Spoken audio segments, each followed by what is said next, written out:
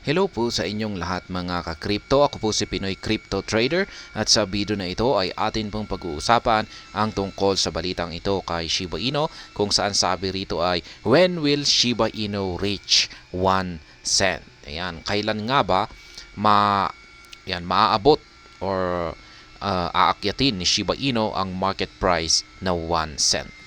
At ayan, bago po tayo magpatuloy ay nais ko po munang bigyang linaw ang aking disclaimer kung saan ang nilalaman po ng video na ito ay hindi po ito isang financial advice. For education and information purposes lamang po ang layunin nito. Maliban po dito ay nais ko na rin pong magbigay babala na wala pong kahit anumang group chat ang Pinoy Crypto Trader.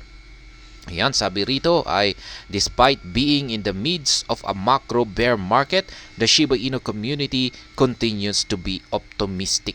Ayan. Maski pabagsak raw ang market ng mga cryptocurrencies, ayan, kasama na rito si Shiba Inu, ay ang community naman po ni Shiba Inu ay nananatiling optimistic. Ibig sabihin ay positibo po yung kanilang pananaw. Ayan, napaka-positive.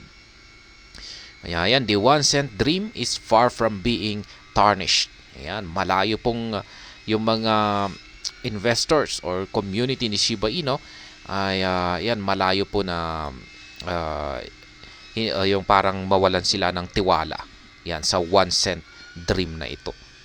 Yan, and the SHIB army firmly believes that the asset will end up clenching this target over the long term. Yan. So, ayan, in this article, ayan, pag-uusapan natin, we will analyze the odd of SHIB getting to this level. Ayan, yung odds, yung possibility na akyatin ni Shiba Inu ang 1 cent dream na ito. Ayan na, SHIB and the 1 cent dream. Shiba Inu attained its all-time high on October 28, 2021.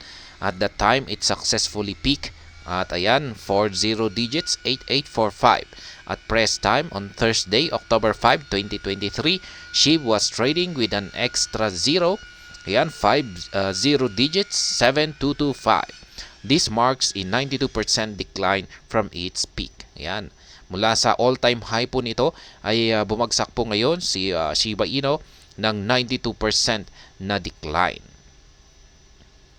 For Shiba Inu to attain 0.01 or 1 cent benchmark, it will have to initiate a whooping 138,308.3%. Yan po yung kailangan niyang akyatin from its current price.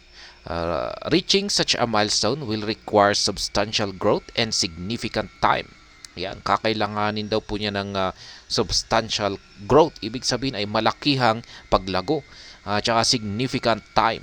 Ayan, maraming oras. Parallelly, other factors like market conditions, adoption, investor sentiment, overall demand, and utility of the token will also play key roles. Yan, yan na rin yung mga ibang mga factors. Yan, yung market condition, adoption, yan, investor sentiment, tsaka overall demand at maging yung mga utilities ng token na si SHIB token. Shiba Inu's market cap is currently around $4.25 billion. For SHIB to attain a price of 1 cent, its market cap will have to cross $5.5 trillion, a value 5 times more than the aggregate valuation of the crypto market today. For context, the crypto market cap was hovering around the 1 trillion threshold at press time. Ayan, yung kanyang market cap ngayon ay nasa 4.25 billion. Ayan, ayan po. Para maabot po nito ang market price na 1 cent ay kailangan po na umangat po ito ng 5.5 trillion. Kaya yan, mula sa pagiging billion ay kailangan po niyang maging trillion. Ayan, parang 5 times po yan. 5 times sa current na market cap nito ngayon. Ayan, yan. Several analyses have pointed out that the possibility of such hefty rise materializing is theoretically impossible. Fundamental factors like Shibarium's performance, the burn factor, etc. have the potential to act as game changers for SHIB, even though they will likely not trigger SHIB to attain 1 cent overnight. Their success will likely place SHIB on the bullish track. Ayan. Lumabas po kasi si Shibarium at yan yung kanyang maganda po talaga yung naging performance ni Shibarium. Pero mukhang medyo malabo po siya na ito po yung magdudulot para umakyat ang market price ni Shiba Inu ng 1 cent. Yan. Pero makakatulong talaga si Shibarium para umangat ang market price ni Shiba Inu. Yan. Pero parang malabo na mapapaakyat nito kaagad ng mabilisan sa 1 cent. Yan, pwede, masasabi natin pwede na maaring mapaangat ni Shibarium ang market price ni Shiba Inu sa 1 cent, pero hindi niya ito magagawa sa short term na period. Siguro ay long term. At ayan ang tungkol dito sa balitang ito, ang 1 cent dream. Ang sa madaling salita ay pwede, may posibilidad na maakyat niya ang 1 cent, pero hindi po natin masasabi na ito ay short term. Makakamit niya ito sa long term.